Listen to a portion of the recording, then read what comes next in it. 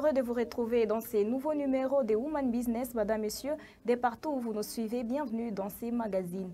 Nous avons l'honneur et le plaisir de recevoir une femme courageuse, ambitieuse et toujours déterminée à réussir dans tout ce qu'elle entreprend. Solène Chilobo, nous l'avons avec nous sur ces plateaux. Bonjour et bienvenue. Bonjour, merci. Nous sommes très heureux de vous recevoir sur ces plateaux de femmes. Merci pour l'invitation. Alors avec vous aujourd'hui, nous parlerons de comment entreprendre dans la communication visuelle, déjà que vous êtes dedans.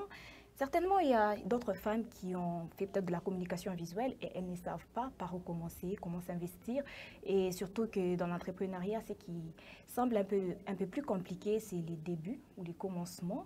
Alors vous allez nous donner vos secrets, comment vous avez commencé et qu'est-ce qui vous a autant motivé. Déjà, notre première question, vous entreprenez dans la communication visuelle, plus précisément dans le design et aussi les multimédias.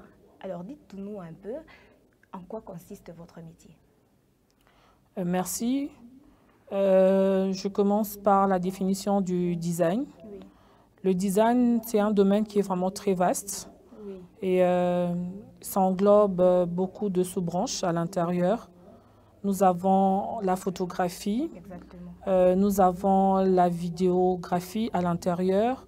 Nous avons également le 3D, 2D. Oui, oui. Nous avons l'infographie et nous avons l'animation 2D qui interviennent dedans.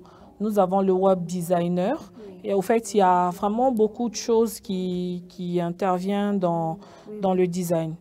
Et pourquoi j'ai établi vraiment ce choix de pouvoir entreprendre dans le domaine de la communication visuelle, qui est l'un des éléments dans le design.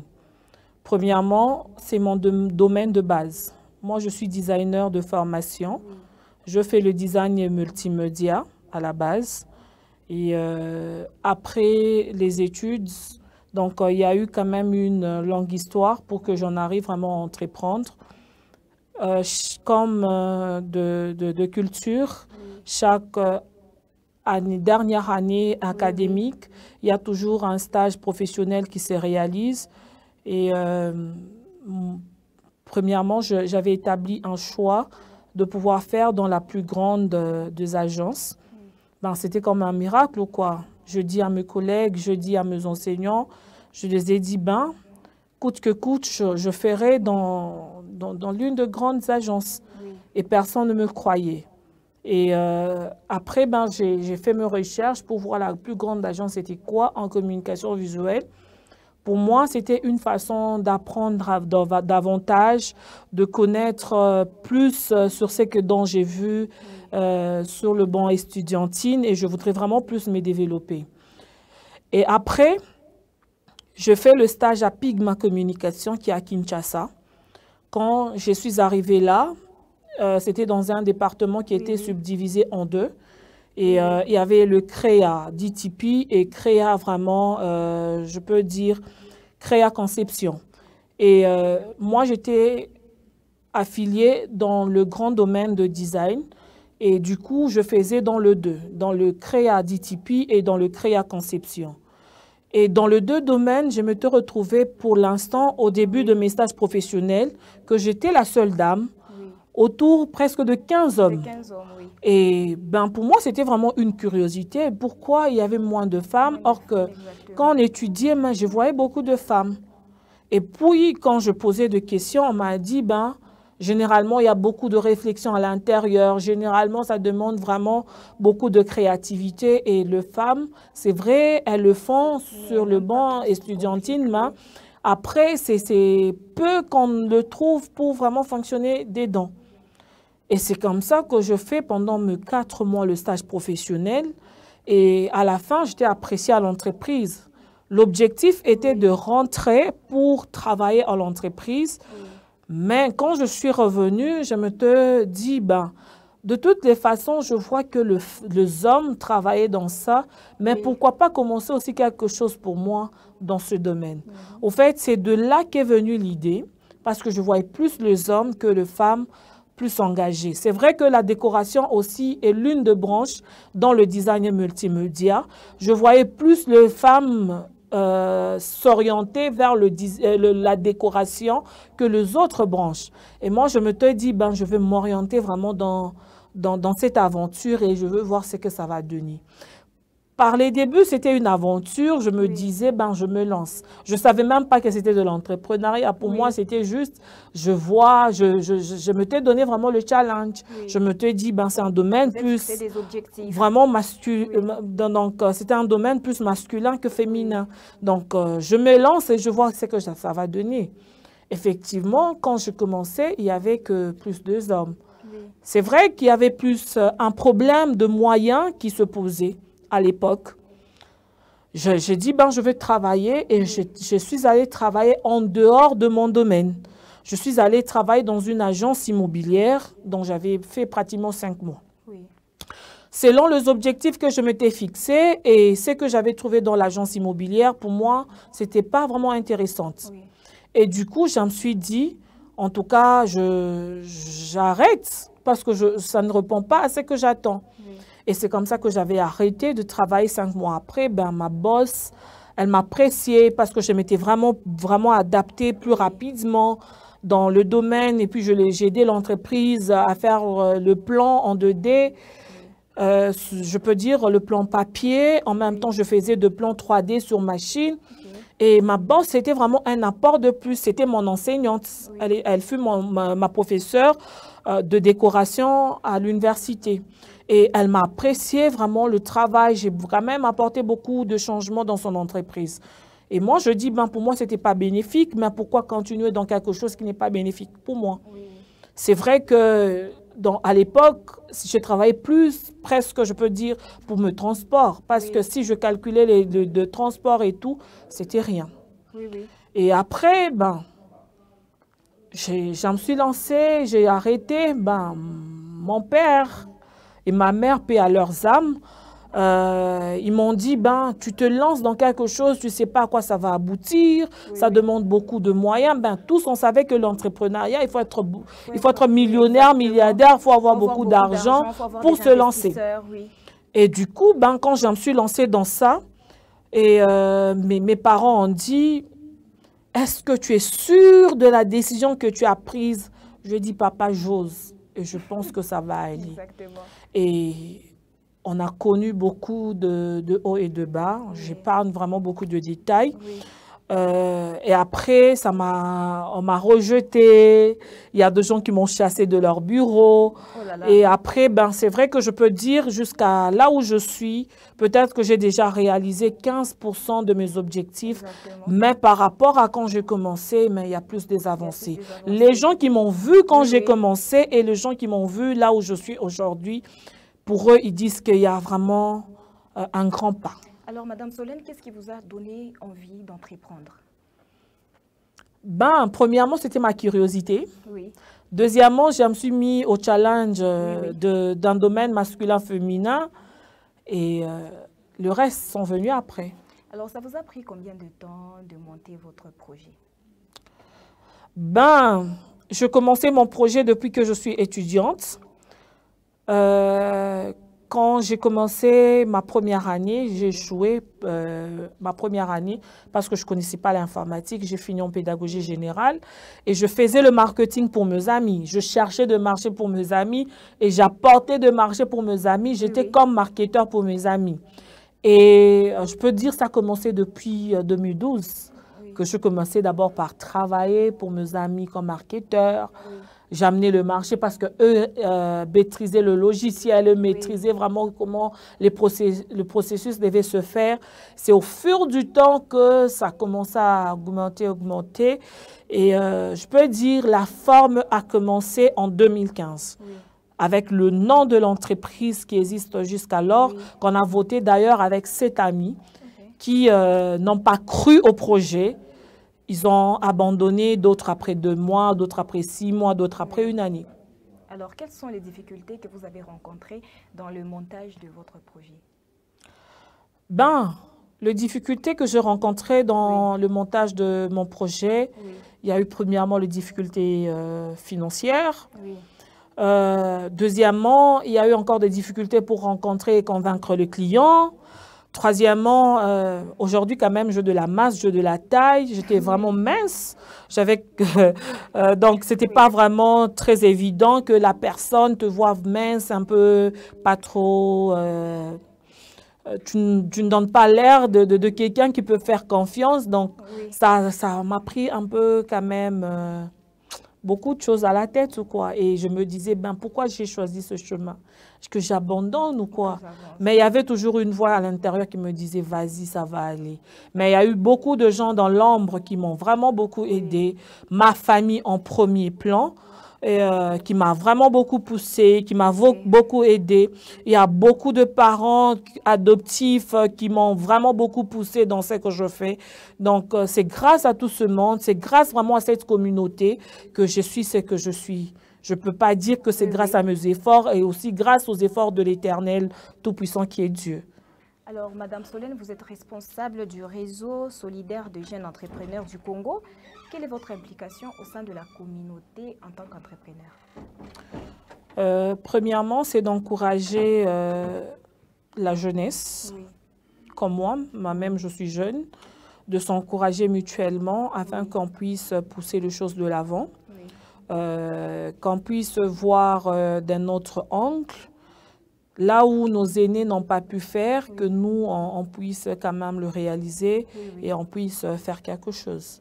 Et aussi, en même temps, c'est de sensibiliser, partager les connaissances que l'on a à la base, parce que ce n'est pas tout le monde qui a le temps de pouvoir s'auto-former, de s'informer, mais l'information que nous avons, c'est à nous le devoir de pouvoir le transmettre et le sensibiliser à notre tour.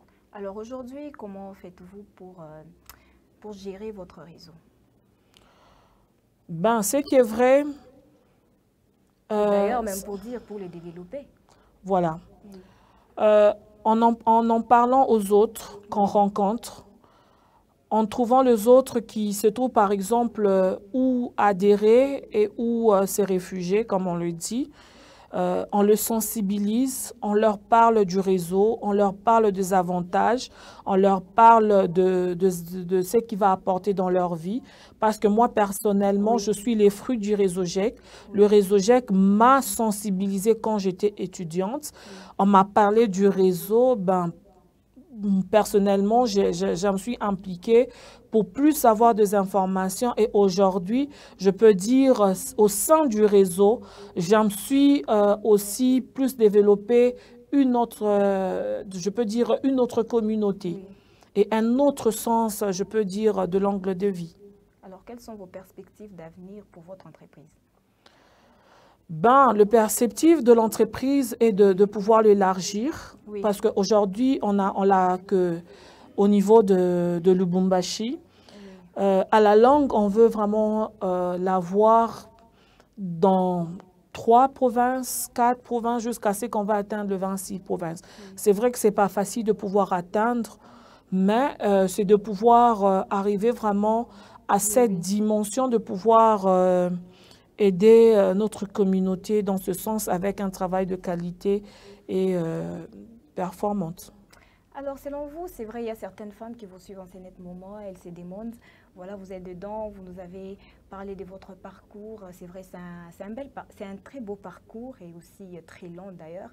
Est-ce que vous pouvez un peu nous dire les minimums qu'il faudrait avoir pour se lancer dans la communication visuelle? Le minimum en termes d'argent, de temps? En termes d'argent peut-être, parce que si on parlait uniquement en termes d'argent, ça ne suffirait pas. Vous pouvez un peu nous donner vos méthodes, comment vous avez fait pour tenir au moins dans la communication visuelle, sans plus, bon, pour plus parler vous êtes designer aussi dans les multimédias. Voilà, si on dit en termes d'argent, la personne attendra vraiment très longtemps pour pouvoir commencer. Quand on a vraiment, je peux dire, l'engouement de pouvoir commencer une idée entrepreneuriale, il faut se lancer, quel que soit là où on est, quel que soit dans la direction, dans le sens où on est, il faut se lancer. C'est les plus importants. Parce que quand on attend avoir beaucoup d'argent, on attendra vraiment très longtemps pour ne rien avoir. Moi, personnellement, quand j'ai commencé, C'est vrai que ça, je fais rire. Oui. Beaucoup de gens disent, beaucoup d'entrepreneurs disent toujours, je commençais avec une plume de poule. Aujourd'hui, j'ai vraiment le poulailler. Ça, c'est une bonne blague. Mais personnellement, j'avais mon ordinateur, mais j'ai eu quand même à faire de partenariats avec des gens qui avaient des imprimeries, de gens qui avaient déjà commencé. Et au fur du temps, les gens qui avaient des bureaux, on a fait quand même ce partenariat et je commençais par là. Donc, il faut savoir collaborer, il faut savoir négocier. On peut avoir rien. Il y a des Ivoiriens qui disent que poulet peut devenir quelqu'un, c'est pas pour rien. Donc, quand on accepte vraiment ce terme, effectivement, poulet devient quelqu'un. Oui, aussi plus de la persévérance, hein, parce que voilà. c'est pas facile d'entreprendre et d'attendre quand ça produise ou ça génère des bénéfices. Alors, quels sont les facteurs clés, les facteurs clés des réussites, les facteurs clés qui vous a permis de réussir dans ces domaines? Le facteur qui m'ont permis, c'est la discipline, le coût. C'est vrai, il faut écouter tout le monde, mais il faut avoir l'esprit de discernement. Qu'est-ce qu'on prend, qu'est-ce qu'on ne prend pas. Ça, c'est un élément. Et, être sociable, être ouvert, être vraiment, je peux dire, pas très insolent. Parce que généralement, quand on commence à toucher 100 francs, 200 francs, on pense qu'on devient au-dessus des autres. Bon, je pense que l'humilité aussi aide dans beaucoup de choses. Parce que tu ne sais pas qui tu rencontres, qui tu fais face. Peut-être c'est une personne qui est dans la prise de décision qui peut te permettre à trouver un marché. Mais si tu ne montres pas l'humilité devant lui, ça peut te faire rater tout un parcours. Alors, Madame Solène, il y a des femmes qui vous suivent là et elles ont envie d'entreprendre, elles veulent entreprendre. Déjà que vous êtes aussi responsable de votre réseau, elles ne savent pas dans quel secteur ou domaine elles devraient en fait entreprendre. Quels conseils et quelle orientation? L'orientation que je vais donner, on dit par définition d'entrepreneuriat, c'est, je peux dire, cibler les opportunités. Dans l'environnement où elle est, quelle est l'opportunité qui se présente? Et dans quoi elle est forte pour pouvoir arriver vraiment à réaliser quelque chose. Aujourd'hui, nous avons des médecins qui se retrouvent peut-être dans un autre domaine hors la médecine. Aujourd'hui, nous avons des informaticiens qui se trouvent peut-être dans le domaine de femmes de ménage. Donc, c'est à nous, c'est à elles de pouvoir cibler vraiment de bons problèmes. Il faut savoir le problème du client. Quand vous connaissez le problème du client, ça vous permet à détecter de bonnes hypothèses. Et quand vous détectez ces hypothèses, il faut mieux descendre sur terrain pour le tester. Et on ne peut pas le tester avec une personne, mais il faudrait le tester avec plusieurs personnes. Et quand vous le testez avec plusieurs personnes, ça vous permet également à pouvoir vous dire, en tout cas réellement, ça va me donner à une solution. Généralement, on se dit, j'ai besoin de faire quelque chose, mais je ne sais pas dans quoi. Peut-être que nous sommes sur le nez de la solution, mais on ne sait pas vraiment le faire. Parlons un peu de la rentabilité de votre secteur, de votre domaine. Est-ce que le design est rentable dans notre pays? Ah oui, c'est un problème un peu sérieux, pas un peu, mais c'est sérieux. On n'est pas dans la culture de pouvoir accepter et surtout qu'on est dans les situations de dire, on a fait un 10 minutes, c'est vraiment un terme qui nous revient. Et puis, nous sommes dans un pays où nos domaines ne sont pas sécurisés. Ailleurs, vous allez voir que les domaines sont sécurisés. Quand, personnellement, je suis dans le domaine de design, je suis certifiée par l'État congolais. Et du coup, bien qu'on paye les impôts, parfois, on se demande même pourquoi on le paye. Parce que dans les autres pays, ils le payent avec raison, parce qu'ils sont sécurisés. Mais nous, dans notre domaine, personnellement, on n'est pas sécurisés. Et du coup, moi, en termes de rentabilité, il faut se mettre. Quand on s'y met, et quand vous rencontrez des personnes peut-être de pays peut-être internationaux, et pas de pays, plutôt de entreprises plus qui sont un peu évoluées, peut-être la personne ou le propriétaire a pu quand même vu en dehors du pays, ce qui se passait, là, il y a de compréhension vraiment très facile. Mais avec nos collègues, surtout avec qui on a étudié, de personnes que l'on connaît, ils minimisent par moment ce que l'on fait. Ils te disent, ben, c'est quelque chose que moi-même je peux faire. Mais or que ça demande du temps, ça demande de l'énergie. Alors, selon vous, qu'il faudrait-il faire pour rendre ces domaines plus rentables? Ça doit commencer à la base avec notre État congolais. Oui. Il doit nous sécuriser. Oui. Si on nous sécurise, parce qu'il y a maintenant le code numérique, parce que même le design est dans le numérique. Partant le code, je peux dire ce code numérique, on doit voir nos secteurs et voir comment nous sécuriser. Parce qu'à nous-mêmes, c'est un peu très compliqué. Parce que même le charlatan, comme on les appelle, chacun se lance et s'appelle designer, s'appelle infographe du jour au lendemain. Chacun qui s'appelle web designer, qui s'appelle développeur, mais peut-être qu'il n'a pas le titre de le faire. Oui. Alors, Madame Solène, déjà pour chuter, quel conseil donneriez-vous à toutes ces femmes qui vous suivent en ce moment et qui hésitent d'entreprendre dans votre domaine?